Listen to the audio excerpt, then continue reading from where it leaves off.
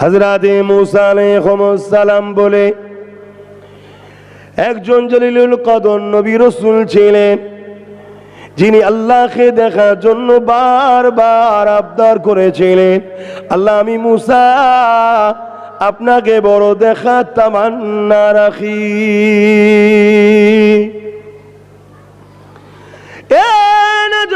তরুণেরা, আল্লাহ বললেন মুসা রে, তুমি আমাকে দেখতে পারবে না। এ মুসা, আমাকে দেখা যায় না তা নয়, তুমি আমাকে দেখতে পারবে না। হযরতে মুসা আলাইহিস সালাম বারবার বলে, আল্লাহ আমি মুসা আপনাকে দেখতে চাই। আল্লাহ পাক বললেন মুসা রে, তুর পাহাড়ে চলে আসো। তুর পাহাড়ে চলে গেল।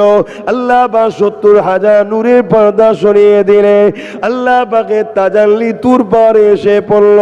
ওটা আল্লাহ নয়, আল্লাহ নূরের তাজাল্লি, আল্লাহ কুদরতি নূরের তাজাল্লি। ওই তাজাল্লি যখনই তুর পাহাড়ে পড়েছে, সঙ্গে সঙ্গে তুর পাহাড়টা পুরে ছারকার হয়ে গেছে, যেটাকে আমরা সুরমা হিসাবে বানাই। এ যুবকেরা, তরুণেরা, বাপেরা, মুসা নবী অজ্ঞান হয়ে গেলেন। গড়াতে গড়াতে পাহাড়ের নিচেই চলে এলে। একদিন দুদিন নয়, ৪০ দিন অজ্ঞান হয়েছিলেন।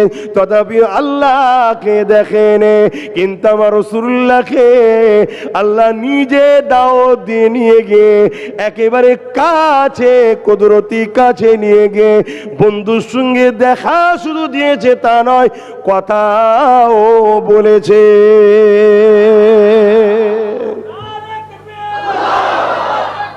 আল্লাহ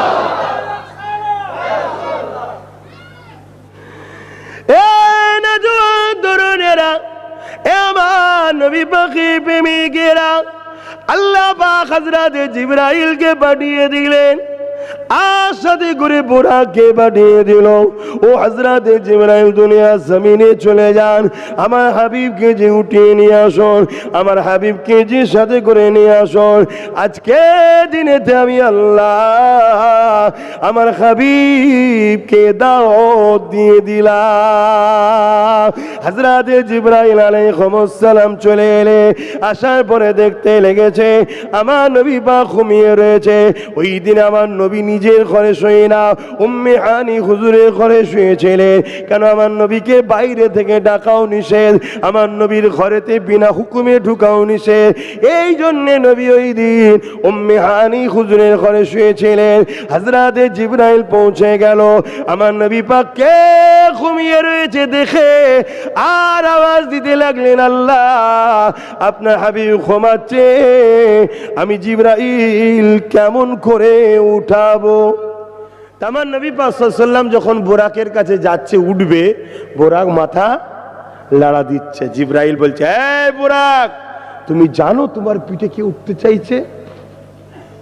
বুরাক বলতে লাগলো, জিবরাইল আমি জানি জানি জানি কে আমার পিঠে উঠতে লেগেছে। ইয়া রাসূলুল্লাহ, হাবিবাল্লাহ, বেয়াদবি মাফ করবে, আমি বুরাক আপনার দিবানাতে সৃষ্টি হওয়ার দিন থেকে আজ পর্যন্ত কেঁদে যেতেছি। হযরতে জিবরাইল, আল্লাহ পাক যখন বুরাকদের ঘরে সৃষ্টি করেছিল, ওই বুরাকদেরকে বলেছিল, বুরাকেরা তোমাদের মধ্যে থেকে কারো একজনের পিঠে আমার হাবিব আমি আল্লাহ মা দিদারে আসবে। সেই দিন থেকে আমরা সমস্ত বুরাক কেঁদে যাচ্ছি, আল্লাহ আমার পিঠে যেন আসে, আমার পিঠে যেন সওয়ারি হয়, আমার পিঠে যেন চাপে। এ জিবরাইল, ইনি কে আমি জানি না, মানে আমি অবশ্যই জানি, তাহলে কেন মাথা লাড়া দিচ্ছ? এই হযরতে জিবরাইল রে, আমার রাসূলুল্লাহ এখন বড় খুশিতে রয়েছে, বড় আনন্দে রয়েছে। কেন? আল্লাহ দাওয়াতে যেতে লেগেছে, আল্লাহ দিদারে রয়েছে। এই খুশি আনন্দের সময়ে তো আদায় করে নিতে হয়। ঠিক না বেটি? এটা আদায় করার সময় আমার কিছু চাওয়া আছে, আমার কিছু হুজুরের কাছ থেকে আদায় করার আছে, হুজুর আমাকে যেন আদায়টা করে নিতে পারি। জিবরাইল বলল, কি আদায় করতে চাও? বুরাক ওই সময় বলতে লাগলো, ইয়া রাসূলুল্লাহ, হাবিবাল্লাহ, আপনার জন্য কুল কায়নাত তৈরি, আপনার জন্য আল্লাহ আমাদেরকেও বানিয়েছে, আপনি আমার পিঠে সওয়ারি হয়ে যাবে। আমার কত সৌভাগ্যবান, আল্লাহর বন্ধুকে আমি নিয়ে যেতে পারবো। কিন্তু কাল কিয়ামতের ময়দানে জান্নাতে অনেক বুরাক রয়েছে, কাল যদি আপনি অন্য বুরাকের পিঠে চাপেন আর আমি দেখব কি করে? ইয়া রাসূলুল্লাহ, ওই দুঃখ কষ্ট সহ্য করতে পারবো না। তাই এটা হলো চাওয়ারই সময়, কেন আপনি আনন্দে রয়েছে, এখন আমি যা বলবো তাই দিয়ে দেবে। ইয়া রাসূলুল্লাহ, আমি আপনার কাছে ভিক্ষা চাই, আপনি আমাকে কথা দিয়ে দেন যে আমি জান্নাতে আপনি আমার পিঠেই চাপবে। আল্লাহ নবী বুরাকের মাঝে হাত বুলিয়ে মুচকে এসে বললেন, যা, আমি রাসূলুল্লাহ কথা দিয়ে দিলাম তোমার পিঠেই চেপে বেড়াবো। আরো জোরে বলুন সুবহান। তো ভাইরা আমার, ওই মসজিদে আকসায় গিয়ে সমস্ত নবীরা কাতার দিয়ে রয়েছে, কাতার দিয়ে দাঁড়িয়ে আছে, ইমামতির জায়গা ফাঁকা। জিবরাইল সাল্লাল্লাহু আযান দিল, আজান শেষ হয়ে গেল, ইমামতি জায়গাতে কে দাঁড়াবে, কে ইমামতিটা করবে? ওখানে বাপ আদম সাফিউল্লাহ দাঁড়িয়ে আছে, মুসা কালিমুল্লাহ দাঁড়িয়ে আছে, ইব্রাহিম খলিলুল্লাহ দাঁড়িয়ে আছে, ঈসা রুহুল্লাহ দাঁড়িয়ে আছে, তামাম নবী আলাইহিমুস সালাম গণ দাঁড়িয়ে আছে। কে ইমামতি জায়গায় যাবে, কে ইমাম হবে, কে ইমামতি করবে? আজান হয়ে যাবার পর হযরত জিবরাইল আলাইহিস সালাম আমার নবী পাকের নূরের ডান হাতখানা ধরে আদবের সঙ্গে নিয়ে গিয়ে ইমামতি জায়গায় দাঁড় করিয়ে বললেন, ইয়া রাসূলুল্লাহ, হাবিবাল্লাহ, সমস্ত নবীদের ইমাম আপনি। নবী আবার ইমামতি করলেন, নামাজ হলো, ওখান থেকে নবী রওয়ানা দিলেন। প্রথম আসমান, দ্বিতীয় আসমান, তৃতীয় আসমান, চতুর্থ আসমান, পঞ্চম আসমান, ষষ্ঠম আসমান, সপ্তম আসমান, নবী যেতে লাগলো। সিদরাতুল মুনতাহায় যে পৌঁছালো, জিবরাইল সাল্লাম যেখানে থাকে, ওখানে যখনই পৌঁছেছে আমার নবী দেখছেন জিবরাইল দাঁড়িয়ে গেছে, আর আগাচ্ছে না। বাকি জায়গায় সব জিবরাইল সাথে ছিল। আল্লাহ নবী তাই বলতে লাগলেন, ও জিবরাইল, মসজিদে হারাম থেকে নিয়ে, বাইতুল মুকাদ্দাস থেকে নিয়ে প্রথম আসমান, দ্বিতীয় আসমান, তৃতীয় আসমান, চতুর্থ আসমান, পঞ্চম আসমান, ষষ্ঠ আসমান, সপ্তম আসমান, আর এমন করে বাইতুল মুকাদ্দাস থেকে নিয়ে, এমন করে জেরুজালেম থেকে নিয়ে, এমন করে আপনি সিদরাতুল মুনতাহা পর্যন্ত সাথে এসেছে। এই জায়গায় এখানে দাঁড়িয়ে গেলেন। হযরত জিবরাইল সাল্লাম বলেছিলেন, ইয়া রাসূলুল্লাহ, হাবিবাল্লাহ, এর থেকে এক কদম আগে জিবরাইলের যাবার পারমিশন না, কারণ আগে নূর আছে, ওই নূরের তাজাল্লিতে আমি জিবরাইল পুরে চাঙ্গা রয়ে যাব। আল্লাহ নবী বলতে লাগলেন, ও জিবরাইল, তুমিও তো নূরের তৈরি। অনেকে বলে ফারিস্তারা নূরের তৈরি, তাই নবীকে অস্বীকার করতে চায়। আরে বুকা, এটাও লাইট, সূর্য লাইট, সব লাইট এক নয়। এ না জওয়ান তরুণেরা, বাপেরা, হযরত জিবরাইল বলতে লাগলে, ইয়া রাসূলুল্লাহ, হাবিবাল্লাহ, অবশ্যই আমি নূরের তৈরি, কিন্তু আগে যে নূর রয়েছে, ওই নূরের তাজাল্লিকে সহ্য করার ক্ষমতা এমন করে মুসা কালিমুল্লাহরও ছিল না। তুর পাহাড় পুরে ছানকা রয়ে গিয়েছিল। ইয়া রাসূলুল্লাহ, আমি জিবরাইলের ক্ষমতা নাই, আগে ওই নূরের তাজাল্লি সহ্য করার ক্ষমতা আল্লাহ পাক একটাই নূর বানিয়েছে, ওই নূর হলো মুহাম্মদুর রাসূল। আরো জোরে বলুন সুবহান। এ না জওয়ান তরুণেরা, আল্লাহ নবীকে জিবরাইল বললে, ইয়া রাসূলুল্লাহ, হাবিবাল্লাহ, হুজুর আপনি যান। এ জিবরাইল, আগের রাস্তা কে বলবে, আগের রাস্তা কে বলবে, আগের রাস্তাগুলো কে বলবে?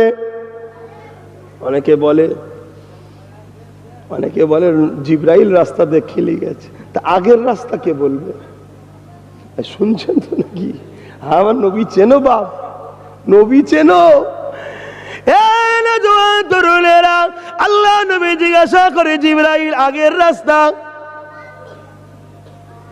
अल्लाह नबी बोल जिब्राइल बोले या रसूल अल्लाह हबीब अल्लाह यहाँ से आगे जाने का रास्ता हुजूर जानते हैं तमाम हाल दिलों का हुजूर जानते हैं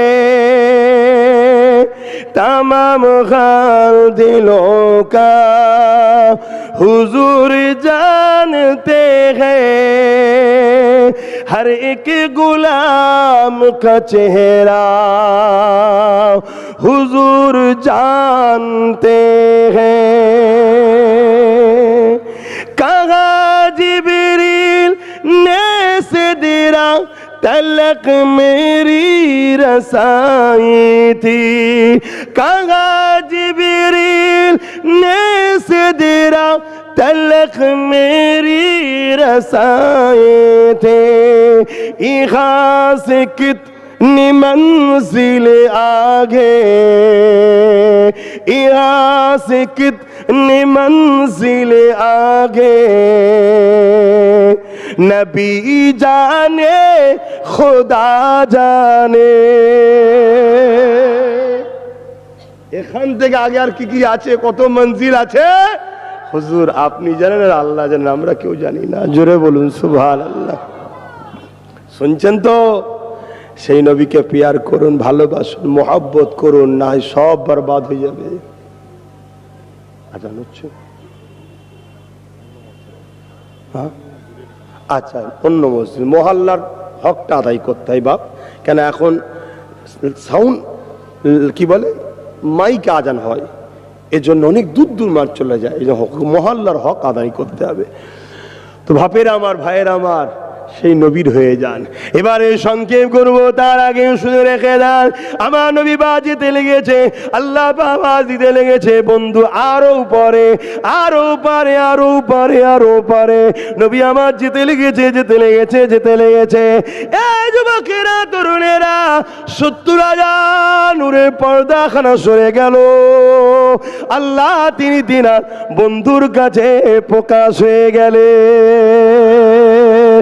যুবকেরা আমার নবী পাক আল্লাহ পাককে দেখতে লেগেছে আমার আল্লাহ বলে বন্ধু আগিয়ে আসেন আগিয়ে আসেন আগিয়ে আসে কাছে আসেন কাছে আসেন কাছে আসেন কাছে আসে আরো কাছে আরো কাছে আরো কাছে আরো কাছে আমার নবী পাককে আল্লাহ কুদরতি কাছে নিয়ে গেলে নবী পাকের সঙ্গে আল্লাহর কি কথা হয়েছে আল্লাহ জানে নবী জানে তবে যতটুকু নবী জানিয়েছে সাহাবা হুজুর দিগকে তার মধ্যে থেকে একটা আপনাদেরকে বলি আজকে আল্লাহ পাক জিজ্ঞাসা করতে লাগলে আমার হাবিব আপনি কি চান বলেন কি চান বলেন কি চান বলে আল্লাহ পাকের নবীকে যখন আল্লাহ জিজ্ঞাসা করে হাবিব আপনি কি চান আমার নবী পাক বলেন আল্লাহ আমি আমার উম্মত উম্মতিদের নাজাত চাই আল্লাহ বলে হাবিব এখানেও আপনি উম্মতকে বলেন এখানেও আপনি উম্মত উম্মত উম্মত এখানে তো আপনার আমার প্রেমে হারিয়ে যাওয়ার কথা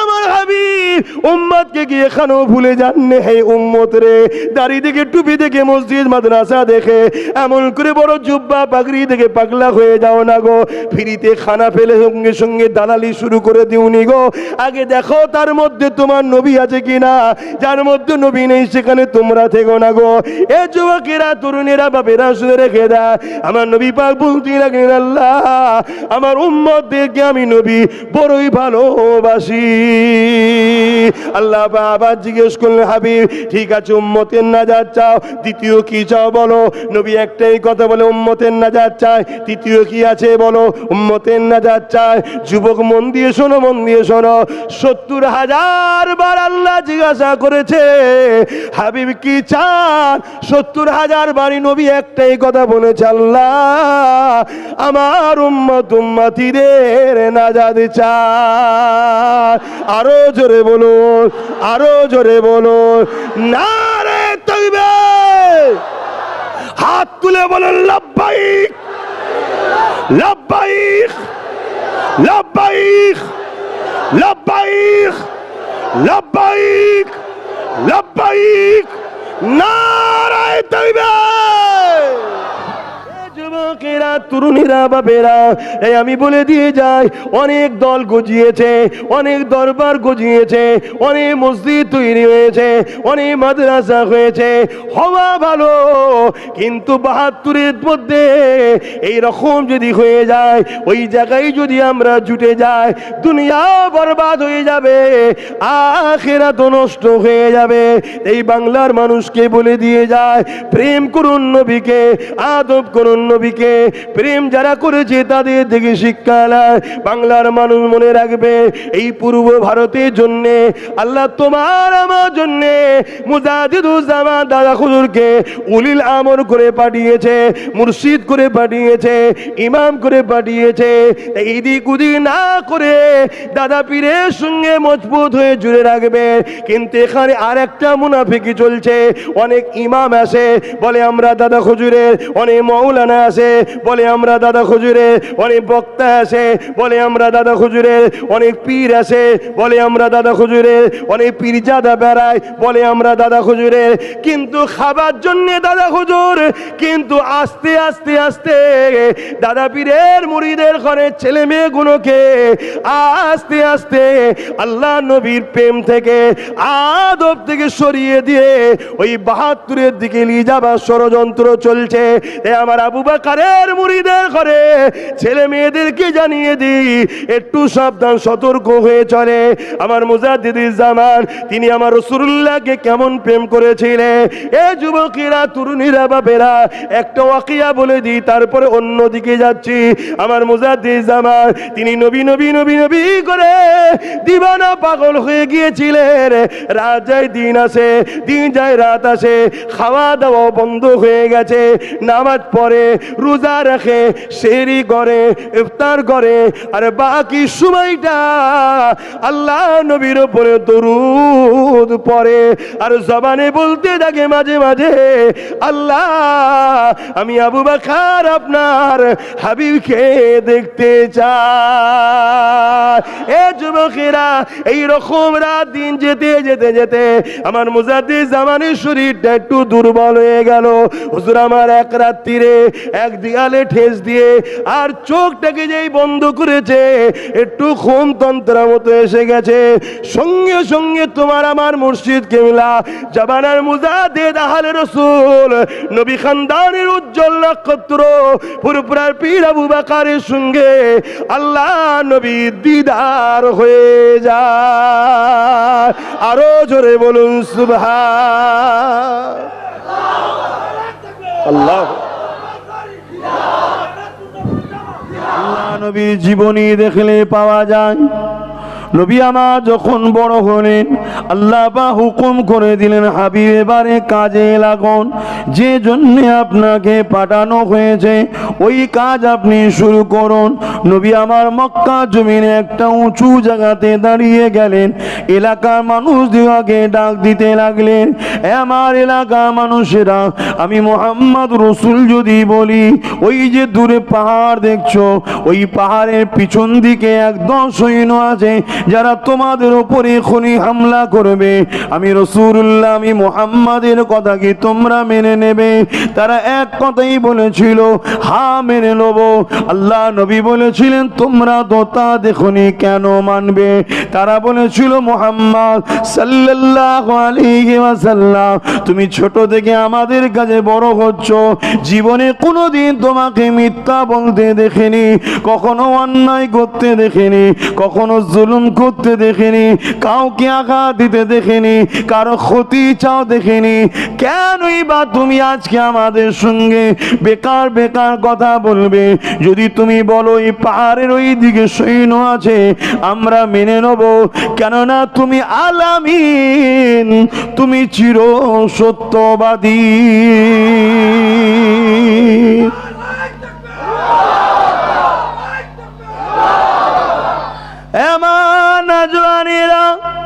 এই কথাটা কারা বলছে?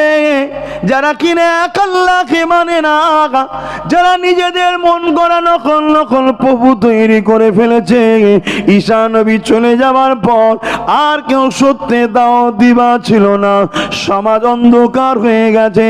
মনে রাখবে আজ 500 বছর বন্ধ হয়ে গিয়েছিল। যদি এত বড় অন্যায় হতে পারে, 360টা নকল খোদা তৈরি করতে পারে, মায়ের সঙ্গে দূর নোংরা কাজ করতে পারে, বেটিগুলোকে জ্যান্ত পুঁতে দিতে পারে, এই আজ বন্ধ করে দিলে কতটা সমাজ খারাপ হয় ভেবে দেখো।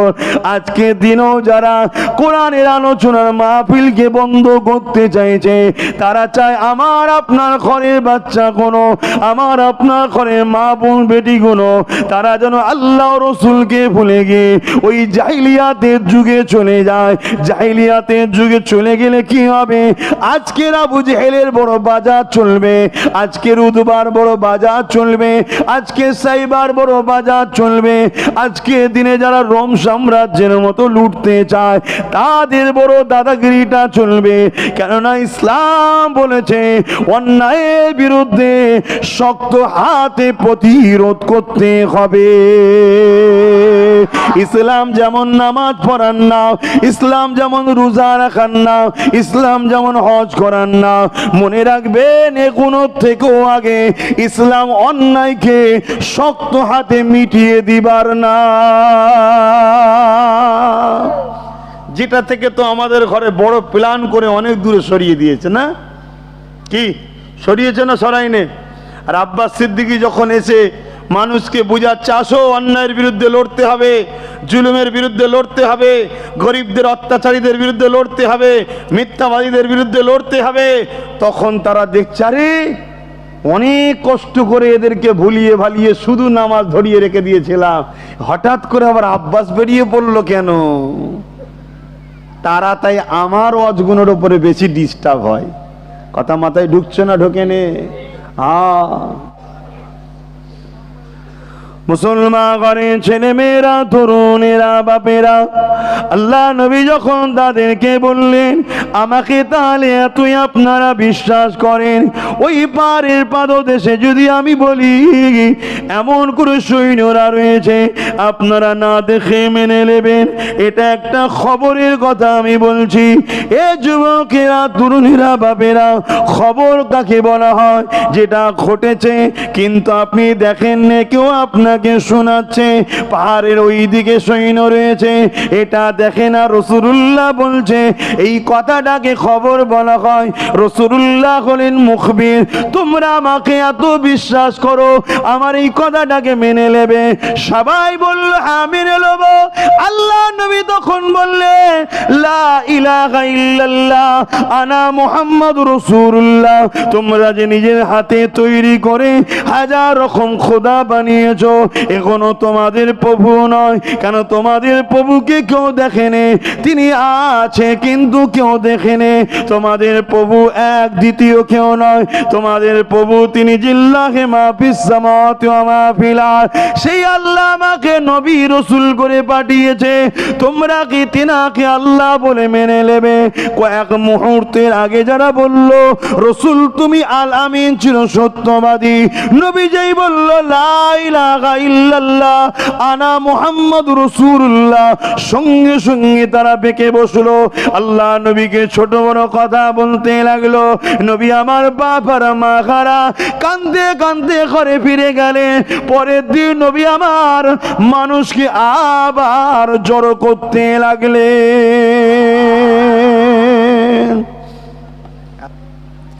আল্লাহ নবী, নবী, দয়া নবী কতটা কষ্ট করেছে দিন ইসলামের জন্য। আল্লাহ নবী যখন মানুষের কাছে যেতে লেগেছে, দিনের প্রচারটা করতে লেগেছে, মক্কা জালিমদের কানে যখন চলে গেল, তারা আমার রাসূলুল্লাহকে রুখতে লাগলো। কিভাবে রুখতে লাগলো?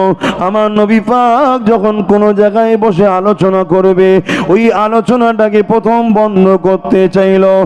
আজ যে শুধু একদল লোক নবীর আর কোরআনের আলোচনা, একদল লোক নবী নবীর দিনের আলোচনা যে বন্ধ করছে তা নয়। সেদিন আবু জেহেল ডাইরেক্ট রাসূলুল্লাহকে রুখতে চেয়েছিল, আজকে তাদেরই উত্তরসূরিরা নবীর দিনের আলো চোখ দিয়ে ঘরে রুখতে চাইছে। মনে রাখবেন, আজ আপনি কাদের কাতারে দাঁড়াবেন? সাহাবাদের কাতারে দাঁড়াবেন না আবু জেহেলের উত্তরসূরিদের কাতারে দাঁড়াবেন? নবীর গোলামদের কাতারে দাঁড়াবেন না আবু জেহেলের অনুসারীদের কাতারে দাঁড়াবেন? এ যুবকেরা, তরুণীরা, বাপেরা, আল্লাহ নবী, নূর নবী, দয়া নবী, তাই আলোচনার মাহফিল কখনো এখানে কখনো ওখানে করতে লাগলো। এইভাবে রাসূলুল্লাহ পাকের উপর জুলুম করতে লাগলো। এমনও দিন গেছে আল্লাহ নবী যখন আলোচনা করতে লেগেছে, ওই আবু জেহেল, উতবা, সাইবা, আবু লাহাব বাচ্চাদের ঘরে হুলিয়ে দিয়েছে, যাও মুহাম্মাদের আলোচনার সামনে গিয়ে তোমরা একটু হই হই করে চিৎকার চেঁচামেচি করো। ছোট্ট ছোট্ট বাচ্চারা বোঝে না, তারা চিৎকার চেঁচামেচি করতে লেগেছে। আল্লাহ নবী বুঝতে পেরে গেছে এগুলো বাচ্চাদের কাজ নয়, এদের পিছনে রয়েছে আবু জেহেল, উতবা, সাইবা। তাই রাসূল আমার আলোচনাটাকে রাত্রির দিকে করে দিল, যাতে করে বাচ্চারা তো তখন ঘুমিয়ে পড়বে। এ যুবকেরা, তরুণেরা, আবু জেহেল যখন দেখলো রাসূল রাত্রির দিকে আলোচনা করে দিয়েছে, আবু জেহেল সমস্ত বদমাইশরা এক জায়গায় মিটিং ডাকলো। ওই মিটিং ডেকে ঘোষণা করে দিল, মুহাম্মদ রাসূলের আলোচনায় যারা যাবে তাদেরকে কতল করে দেওয়া হবে। আজকে আমাদেরও সমাজে দেখা যায় যারা ন্যায়ের পক্ষে, হকের পক্ষে, আল্লাহ রাসূলের পক্ষে কথা বলে, তাদের বিষয়ে তো বলা হয় এদের মাহফিলে যারা যাবে ঘর বাড়ি ভেঙে দেওয়া হবে, গাড়ি ভেঙে দেওয়া হবে, টাকা আটকে দেওয়া হবে, বিভিন্ন কাজ আটকে দেওয়া হবে। বলা হয় না হয়নি বলো? কিন্তু এই চমকানি দেখে যদি ঘাবড়ে যাও, তোমার বাচ্চা কোনো সময় কি হবে? তোমার বাচ্চা কোনো সময় বলা হবে কোরআনের মাহফিলে যদি কেউ যায়, মসজিদ মাদ্রাসায় যদি কেউ যায়, তাকে দেশদ্রোহী মামলায় ভরে দেওয়া হবে। কিছু বুঝছেন? ভাবুন। আল্লাহ আমাদেরকে বুঝার তৌফিক দিক, বলুন আল্লাহুম্মা আমিন। মুসলমান ঘরের ছেলে মেয়েরা, তরুণেরা, এ নবী পাকের প্রেমিকেরা, আমার রাসূলুল্লাহ বড় কষ্ট করে দিন প্রচার করেছে। মক্কা জমিনে যখন ন্যায়ের কথা বলতে লেগেছে, আল্লাহ নবীর উপরে নানা দিক দিয়ে জুলুম হয়েছে, অত্যাচার হয়েছে। এমনও দিন গেছে আল্লাহ নবীকে পাহাড়ে গিয়ে জীবন যাপন করতে হয়েছে, পাহাড়ের গাছের পাতা ফল মূল খেয়ে দিন রাত কাটাতে হয়েছে। আর রাত্রিরে গোপনে গোপনে মানুষের বাড়ি বাড়ি, দুয়ারে দুয়ারে গিয়ে লা ইলাহা ইল্লাল্লাহ আনা মুহাম্মাদুর রাসূলুল্লাহ, লা ইলাহা ইল্লাল্লাহ আনা মুহাম্মাদুর রাসূলুল্লাহ, এক কথায় দিনের মেসেজ দিতে হয়েছে। জুলুম করো না, অন্যায় করো না, মিথ্যা বলো না, জালিমদের সাথ দিও না, অত্যাচারীদেরকে সহযোগিতা করো না। আল্লাহ তোমাকে বানিয়েছে, তোমাকে আল্লাহ পাক কাজ দিয়েছে, নাই করো না এর পক্ষে থাকো। অন্যায়ের বিরুদ্ধে তোমাকে সংগ্রাম করতে হবে, গরিবদের পক্ষে দাঁড়িয়ে লুটেরাদের বিরুদ্ধে সংগ্রাম করতে হবে, মুসলিমের পক্ষে দাঁড়িয়ে জালিমের বিরুদ্ধে লড়াই করতে হবে। এ যুবকের এই লড়াইয়ে যদি তোমার আমার কপালে যদি শাহাদত লেখা থাকে, নিজেকে বড় ধন্য মনে করো, কেননা আজ নয় কাল মৃত্যু তো অবশ্যই হবে। কিন্তু মানুষও মরে, কুকুর ছাগলও মরে, এই দুই মরণ যেন এক না হয়ে যায়। পৃথিবীর বুকে শ্রেষ্ঠ মরণ হলো আল্লাহর রাহে হাসতে হাসতে জীবনকে উৎসর্গ করে দেওয়া।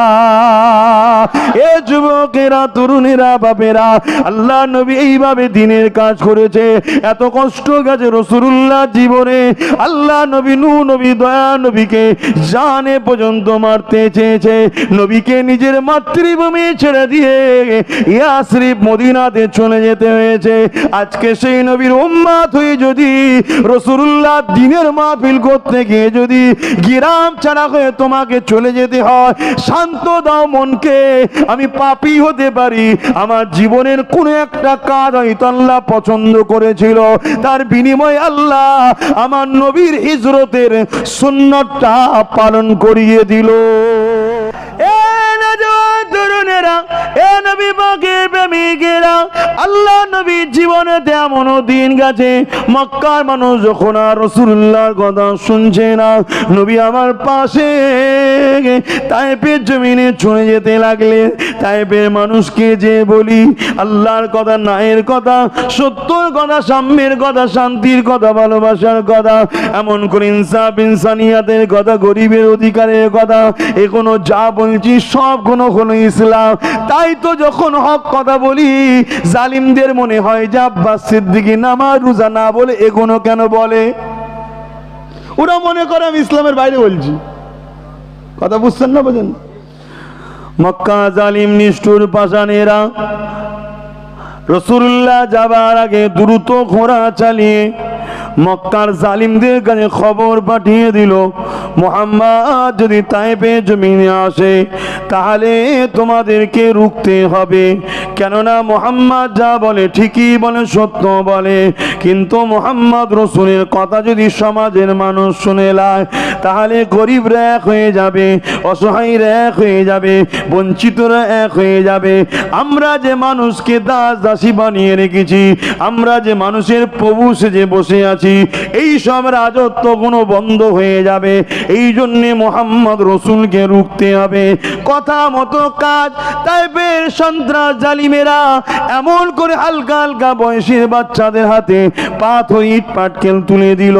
আমার রাসূলুল্লাহ যেতে লেগেছে, আহারে দয়া নবীকে দেখে বলতে লাগলো ওটা পাগল আসছে, নাউজুবিল্লাহ। ভেবে দেখেন, তুমি আমি দাঁড়িয়ে রাখাতে দুনিয়া যদি পাগল বলে তো কি আছে? রাসূলুল্লাহকে জালিমরা পাগল বলেছে, তুমি আমি কোথাকারের কে? মুসলমান ঘরের ছেলে মেয়েরা, তরুণেরা, বাপেরা, আল্লাহ নবী যখন বদরে মমন করে উহুদের জমিনের দিকে যেতে লাগলো, তায়েফের জমিনের দিকে যেতে লাগলো, আর ওই শিখানো লোকগুলো দিয়ে আমার রাসূলুল্লাহর উপরে তারা ঢিল পাটকেল ছুটতে লাগলো, আল্লাহ নবীর উপরে তার আঘাত করতে লাগলো। ভেবে দেখেন, যে নবী তোমাকে আমাকে শাফাত করে জান্নাতে নিয়ে যাবে, যে নবী তোমাকে আমাকে এক আল্লাহ চিনি, যে নবী তোমাকে আমাকে বাপ মার মোহাব্বত করা শিখিয়েছে, যে নবীর জন্য তোমার আমার বাপ মা তোমাকে আমাকে এখনো ভালোবাসে, যে রাসূলুল্লাহ তোমাকে আমাকে মানুষ বানিয়েছে, ইনসাফ ইনসানিয়াত শিখিয়েছে, মানব বন্ধন শিখিয়েছে, যে নবী তোমাকে আমাকে এখনো পর্যন্ত সবর করে রয়েছো। হাজারো লোক তোমার ধর্মের উপরে আঘাত দেয়, তুমি কখনো কারো ধর্মের উপরে আঘাত দিয়ে কথা বলো না। এই যে অন্যের ধর্মের উপরে আঘাত দিও না, অন্যের ভালোবাসাকে আঘাত দাও না, এটা আমার রাসূলুল্লাহ শিক্ষা। কেন নবী আমার বলেছে, কারো দিলকে তুমি ভেঙে দিও না, কারো ভালোবাসার উপরে বিশ্বাসের উপরে আঘাত দিও না।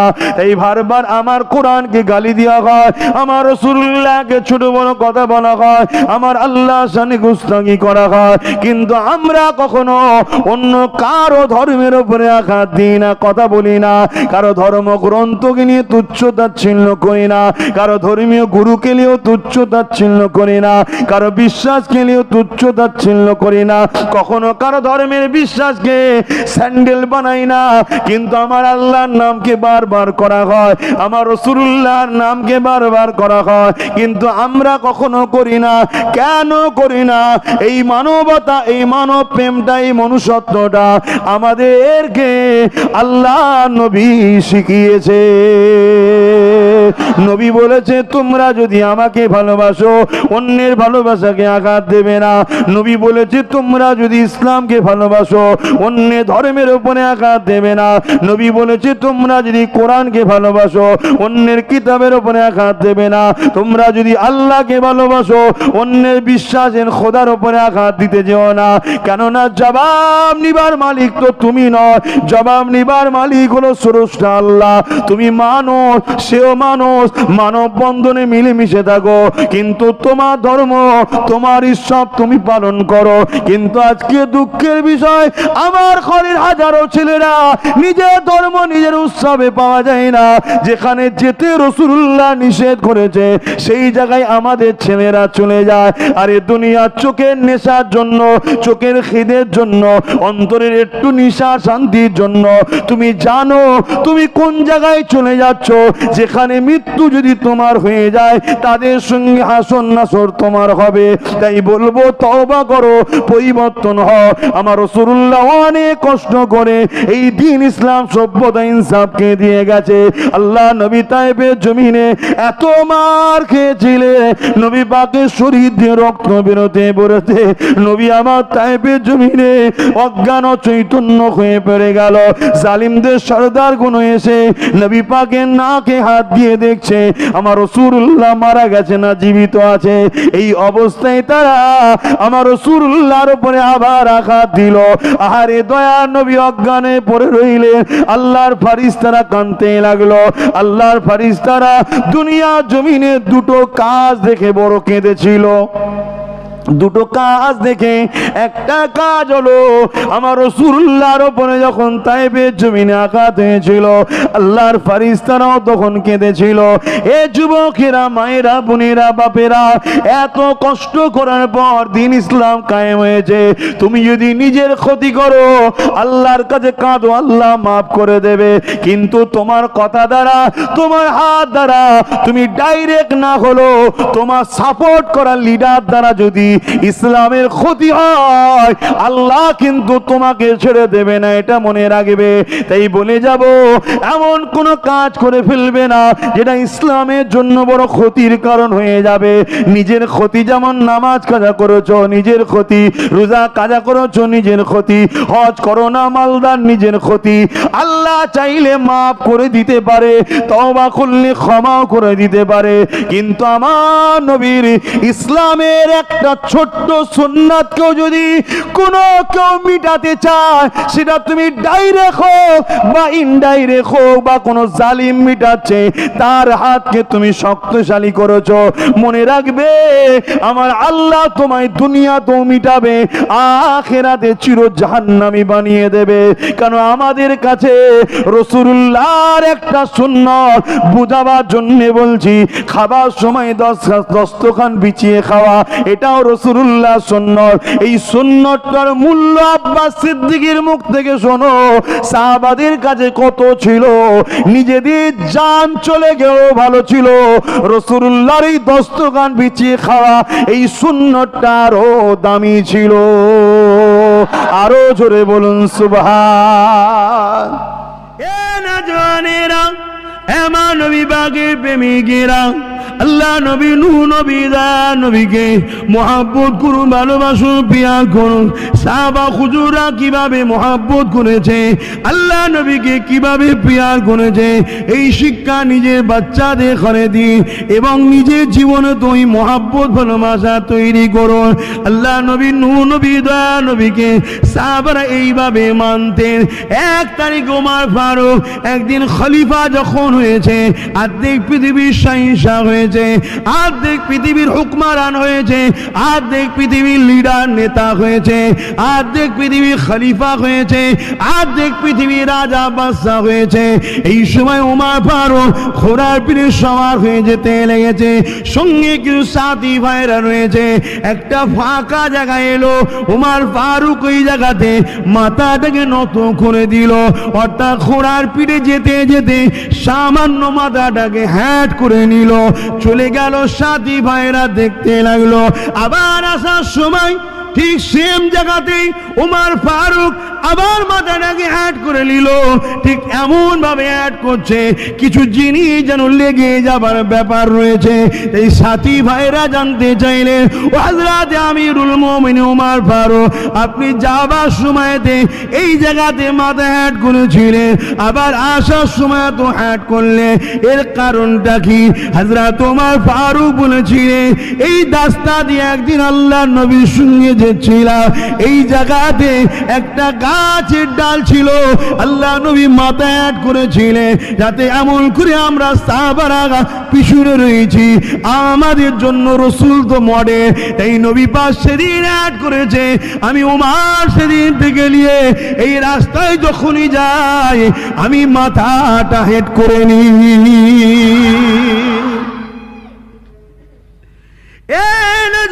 তরুণেরা, জিন্দগির মকসদ একটাই, আল্লাহ নবীকে পিয়ার করে নিয়ে গে নবী পাকের কদমে নিজেকে গোলাম হিসাবে পরিচয়টা দিয়ে দিবা। আর নবী পাককে আল্লাহ যে জন্য পাঠিয়েছে তিনার দাস দাসী বান্দা বান্দি গুলোকে আল্লাহর সঙ্গে জুড়ে দিবা। আমি আপনি যদি নবী পাকের কদমে যেতে পারি, নবী পাক আমাকে আপনাকে আল্লাহ পাকের সঙ্গে সম্পর্ক জুড়ে দেবে। তরুণেরা, হযরত ওমর ফারুকের কথা ভাবুন। হযরত ছিল না, ফারুকও ছিল না, শুধু উমর ছিল।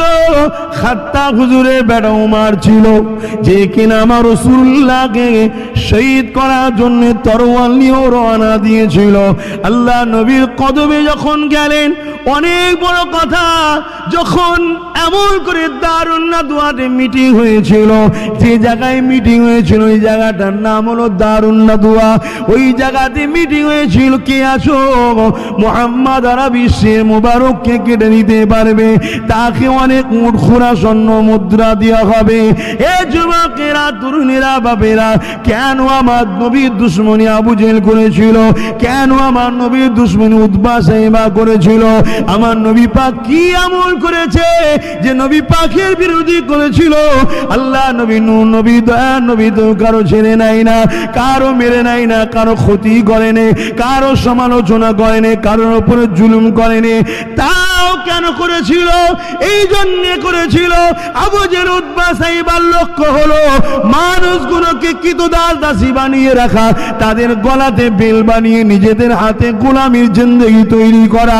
আর আমার নবী পাক ওই মানুষগুলোকে জালিম শাসক আবু জেহেলের হাত থেকে আজাদ করে দিয়ে এক আল্লাহর সঙ্গে সম্পর্ক জুড়েছে। আরো জোরে বলুন সুবহান। এটাই তো রাগ। আমার নবী কি কোনো অন্যায় করেছে? নাউজুবিল্লাহ মিন জালিক। ভাবাই তো, স্বপ্নও যদি কোনোদিন দেখে ফেলে জানতে হবে ইমানের খাতরা হচ্ছে। এ যুবকেরা, দুনিয়ায় সবাই ওমরকে ভয়ের জন্য ভয় করত, তার ক্ষমতা দেখে ভয় করত, তার ক্ষমতা দেখে সবাই ভয় করত, গুরুত্ব অন্য কোনো ব্যাপার ছিল না। ওই মক্কা জমিনে বাড়ি তিনার, কিন্তু আমার আমিনার লালকে পৃথিবীর জমিন থেকে মিটাবার জন্য বেরিয়ে বলল, সামান্য কিছু পুরস্কার নেবে বলে। কি নেবে? খোঁড়া দেবে, সোনা দানা দেবে। আজকের দিনেও কিন্তু বাজারে আমরা বিক্রি হয়ে যায়, কেউ 500 বিক্রি হয়, কেউ 1000 বিক্রি হয়, কেউ 2000 বিক্রি হয়। খারাপ লাগলো নাকি? দিনের স্বার্থে ঝগড়া করছি। মান হাব্বা লিল্লাহ ওয়া আবগাদা লিল্লাহ ওয়া আতা লিল্লাহ ওয়া মানা লিল্লাহ ফাকাদ ইস্তাকমালাল ঈমান। ঈমানটা কি? যে ভালোবাসে আল্লাহর জন্য, আত্মীয়তা করে আল্লাহর জন্য, দুশ্মনী করে আল্লাহর জন্য, বিচ্ছেদ হয় আল্লাহর জন্য, সে হলো ঈমান। সেটাই হলো ঈমান। নিজের স্বার্থে কথা বলছি না। এ না জওয়ানেরা, তাই আমরা চোখের সামনে দেখতে পাই, আজান অপমান হলে কথা বলতে পারে না, আল্লাহর নাম পুজো মণ্ডপে বেহুজ্জুতি হলে কথা বলতে পারে না, নবীর ফটো তৈরি হলে কথা বলতে পারে না। কেননা বিক্রি হয়ে রয়েছি, খরিদ্দার অন্যজন, মালিক আমাকে কিনে ফেলেছে। কিন্তু গরিব টিনের চালের বাড়ি, কি চাটাই দিয়ে খিরা, কি একবেলা খায় আর একবেলা খাই না, কি ভ্যান চালিয়ে খায়। আরে গরিবটা যখনই দেখে আমিনার লালের সঙ্গে গুস্তাখি হচ্ছে, রসুলের দ্বীনের সঙ্গে গুস্তাখি হচ্ছে, ওর হোসনে আমায় কেস দিলে কি হবে? আমাকে মারলে কেউ পাশে দাঁড়াবে না, তথাপিও সে ঝাঁপিয়ে পড়ে যায়। এই ঝাঁপিয়ে বেরিয়ে পড়ে গেছে কেন? কেননা ও দুনিয়ার কোনো তাগুত জালিমের কাছে নিজেকে বিক্রি করেনি, ও বিক্রি করে দিয়েছে ওই সবুজ গম্বুজলার মালিক আল্লাহর হাবিবের কাছে বিক্রি হয়েছে। আরো জোরে বলুন সুবহান। এ যুবকেরা, আল্লাহ এই যুবক গুণের জন্য বলে দিয়ে যায়, এই মানুষ গুণের জন্য বলে দিয়ে যায়, দুনিয়ার বাজারে তুমি আমি যদি বিক্রি হয়ে যায় কিছুদিনের জন্য হয়তো চক্ষু সম্মান পাবে, কিছুদিনের জন্য হয়তো চক্ষু একটু মর্যাদা পাবে, কিন্তু দুনিয়ার বাজার তোমাকে বরবাদ করে দেবে, দুনিয়ার বাজার তোমাকে উলঙ্গ বিহায়া বানিয়ে দেবে, দুনিয়ার বাজার তোমাকে জান্নাত পর্যন্ত নিয়ে যাবে। আর মদিনাওয়ালার কদমে যদি নিজেকে বিক্রি করতে পারো, আমার মুখের কথা বেরোবে নবীর পক্ষে, আমার মুখের কথা বেরোবে আমিন আল্লাহর জন্য, আমার জিন্দেগির ক্ষমতাটা আমিন আল্লাহর জন্য হবে, আমার জবানের কথাটা আমিন আল্লাহর জন্য হবে। আমি বাঁচবো নবীর জন্য, আমি কাঁদবো নবীর জন্য, আমি হাসবো নবীর জন্য, আমার জিন্দেগির প্রতিটা মোড়ে নবী থাকবে। তাহলে মনে রাখবে দুনিয়া আপনাকে পাগল বলতে পারে, দিবানা বলতে পারে, মাতুয়ারা বলতে পারে, কিন্তু যেদিন আল্লাহ তোমায় কামিয়াবি দেবে তখন যেমন বেলালকে নবী ডেকে বলেছিল, এ বেলাল কাবার উপরে উঠে আজান দে, সাহাবাদের মধ্যে কয়েকজন বলেছিল, বড় বড় কুরাইশ ভিআইপিরা রয়েছে এখানে, হাফসি দেশের ওই কালো পুরা মানুষটাকে দিয়ে কেন হুজুর আজান দেবে, অন্য লোককে দেন। আল্লাহ নবী বলেছিলেন বদরে মার খাবার সময় বেলাল, সেখানেও আজান দেবে কে? বেলাল। উহুদের ময়দানে আজান দেবে কে? বেলাল। সব জায়গায় বেলাল। আল্লাহ আজকে কামিয়াবি দিয়েছে, বেলাল কেন বাদ যাবে? দুনিয়া কি বলছে আমার দেখার দরকার নাই, বেলাল যখন আজান দেয় আল্লাহর আরশের দরজা খুলে যায়। আরো জোরে বলুন সুবহান আল্লাহু আকবার। কিয়ামতের দিনে যখন সবাইকে দাঁড় করানো হবে, তাদের মধ্যে থেকে একদল মানুষকে আল্লাহ পাক তাদের কর্মের জন্য জাহান্নামে দেবে। তারা যখন জাহান্নামের দিকে যেতে লাগবে, জাহান্নামের দিকে যখন যেতে লাগবে, তারা চিৎকার দিয়ে কলেমা শরীফ পড়তে লাগবে, আমার রাসূলুল্লাহকে ডাকতে লাগবে, কিন্তু জাহান্নামের দরজার গোড়ায় গিয়ে তারা আমার রাসূলুল্লাহ কলেমা এবং নামটা ভুলে যাবে। সবই আল্লাহ পাকের কুদরতি ইচ্ছা। ঠিক এমনই সময় তাদের ঘরে যখন জিজ্ঞাসা করা হবে, জাহান্নামে ফেরেশতা জিজ্ঞাসা করবে, কারা আপনারা? আপনাদের চেহারা তো পরিবর্তন হয়নি, আপনাদের ঘরে তো জমিনে দিয়ে মাথা করিয়ে করিয়ে তো না হয়নি। তারা বলতে লাগবে, জিনার উপরে আখিরি আসমানি কিতাব এসেছিল, আমরা তিনার উম্মত। ফেরেশতারা বলবে মুহাম্মদ রাসূলুল্লাহ। তখন তারা বলতে লাগবে, ইয়া রাসূলুল্লাহ আমাদেরকে বাঁচা।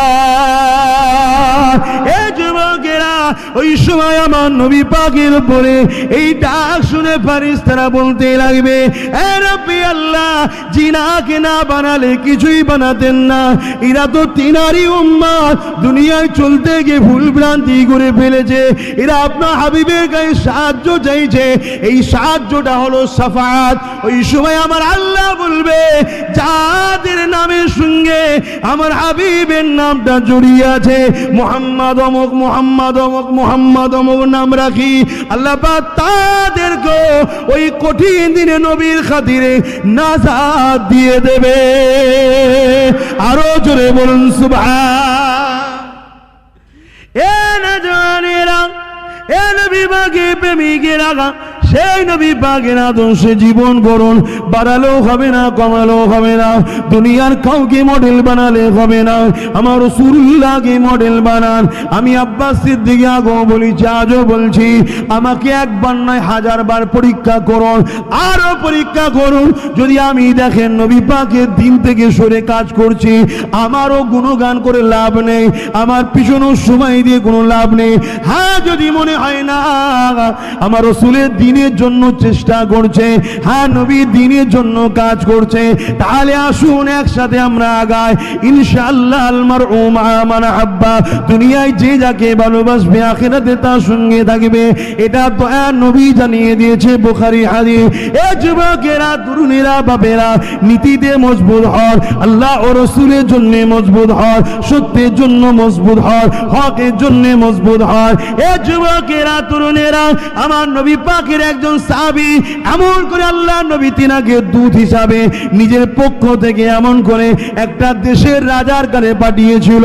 আমার নবী যখন মদিনার রাষ্ট্রপ্রধান হয়েছিল, খুব ভালো করে আব্বা জানেরা শুনে রেখে দেন, খুব ভালো করে আম্মা জানেরা শুনে রেখে দেন। এ যুবকেরা, কেন আজ আমাদের সমাজে আলোচনা হয় এই কথা আব্বাস কেন বলে, অন্য কেউ তো বলেনি। আপনার মসজিদে একজন ইমাম ছিল, প্রতিদিন মাগরিবের সময় সূরা রহমান পড়ে, কোনো কারণে অন্য একটা ইমাম এসেছে, সে যদি মাগরিবের সময় সূরা 3 পড়ে, সে কোনো অন্যায় করেনি, অন্যায় করেনি, প্রয়োজন ছিল তিনি রহমান পড়িয়েছে, আজকে ইনি 3 পড়ছে, কোরআন থেকেই তো পড়ছে।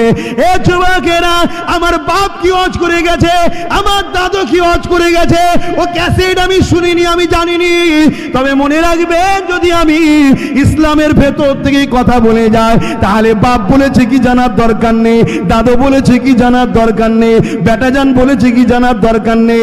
যদি ইসলামের বাইরে বলি প্রশ্ন তুলতে পারেন, ইসলামের ভেতরে হলে তোলা উচিত হবে না। কেন পরিস্থিতির শিকার হয়ে এই সমাজকে নবীর সঙ্গে জুড়তে গেলে অনেক রকম মডেল তৈরি করতে হয়। আগে এত ঝিকঝাক আলো ছিল না, আগে সামান্য হ্যাচাক লাইট দিয়ে, গ্যাস লাইট দিলে লাখ লাখ চোখ চলে আসতো, এখন এত লাইট দিয়ে লোক আসে নে, তাই ছেলেরা আর একটু লাইটিং করছে। যদি কিছু ছেলে লাইটিং দেখার বাহানায় এসে যায়, আর এখান থেকে আব্বাস যদি ডাকে, এ আমার যুবকেরা আসো না গো, আমার নেতার দুটো কথা শুনে যাও না গো, একবার লাইটিং দেখলে ওলা যদি নবীর এই জান্নাতের বাগানে ঢুকে যায়, হতে পারে আল্লাহ এত দয়ালু তাকেও আমাদের সঙ্গে শামিল করে নিতে পারে। আরো জোরে বলুন সুবহান। অতএব পরিস্থিতির সাথে সাথে মডেলকেও চেঞ্জ করতে হয়, ঠিক না বেঠিক গো?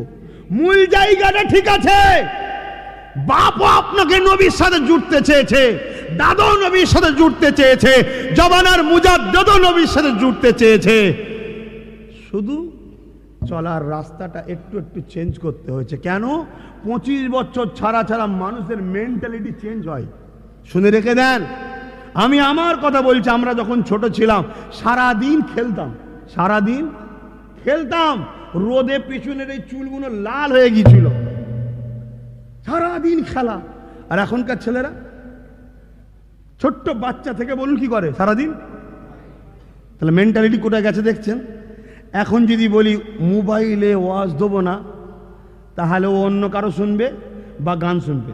তাহলে এখন আমার দেখছি বাচ্চা যখন সারাদিন মোবাইল হাতে আছে, মোবাইলেই ওয়াজটাকে ঢুকাতে হবে, ওর সামনে যেন খুললেই ওয়াজ আসে, শুনুক, শুনতে শুনতে শুনতে যদি নবীর প্রেমে পড়ে। উদ্দেশ্যটা কি আমি বুঝাতে পারছি তো নাকি? খুব ভালো করে বুঝুন। পরিস্থিতির শিকার হচ্ছে আমরা। ঘরে ভাত না থাকলে, চাল না থাকলে, ইনকাম না থাকলে মসজিদে গিয়েও ভালো লাগবে না। তাই পরিস্থিতিকে সামনে রেখে চালও দরকার, বাড়ির টাকাও দরকার, ভাতও দরকার, তারপরে মসজিদে আসলে ভালো লাগবে। তাই আমাদেরকেও ভাবতে হচ্ছে কি করে আমার কমের বাড়িতে উন্নতি হবে, কি করে আমার কমের বাড়িতে চাল থাকবে, ভাত থাকবে, ইজ্জত থাকবে, সেটাও ভাবতে বাধ্য হয়েছি। তাই আব্বাস সিদ্দিকী ভেবেছে, বুঝিয়েছে। এই নিয়ে সমালোচনা করার কোনো দরকার নেই। ভালো না লাগে তুমি তোমার রাস্তায় চলো না, আমি কিছু বুঝেছি করছি, তুমি তোমার রাস্তায় চলো।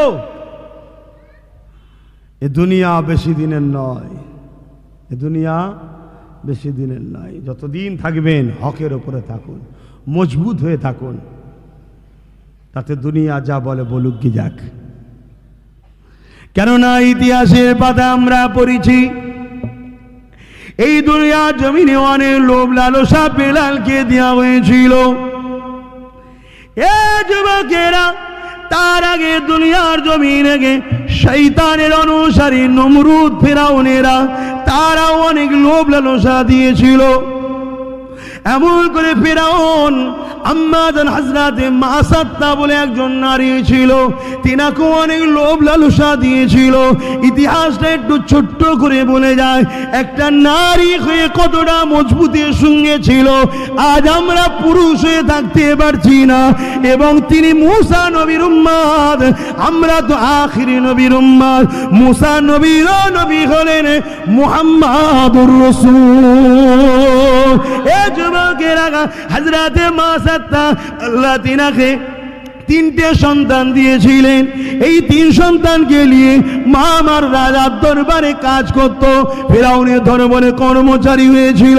ফেরাউনের মেয়ের মাথা আশরাতে আশরাতে হাতের কাকুইটা পড়ে যায়। হযরতে মাসাত্তা বিসমিল্লাহ বলে কাকুইটা তোলে। এই খবরটা ফেরাউনের মেয়ে ফেরাউনকে জানিয়ে দেয়, আব্বা তোমার বাড়িতে থাকে, তোমার মেহনতের পয়সা নেয়, তোমার খানা খায় এবং তোমাকে খোদা বলে মানে না। এই কথা যখনই শুনেছে ফেরাউন মাসাত্তাকে ডাক দিয়েছে, এ মাসাত্তা, শুনলাম নাকি তুমি আমাকে খোদা বলে মানো না, তুমি সেই আল্লাহকে মানো যার কথা নাকি মুসা প্রচার করে। হযরতে মাসাত্তা চিন্তা করলো, আমি যদি সত্য কথা বলি এ আমাকে জানে মেরে দেবে, আর মিথ্যা কথা যদি বলি আমার আল্লাহ নারাজ হবে। আমি মাসাত্তা আল্লাহকে কত ভালোবাসি, আমার জান বাঁচাবার জন্য আল্লাহকে নারাজ করব না, না না, আমি ওরকম ভালোবাসি না। আমার জান চলে যায় চলে যাক, আমার আল্লাহকে রাজি করে রাখবো। এই জন্য মাসাত্তা বলেছিল, ফেরাউন রে, তুমি যা শুনেছো সত্য শুনেছো। আমি মুসা নবী যে আল্লাহর প্রচার করছে সেই আল্লাহকে খোদা আল্লাহ বলে মানি।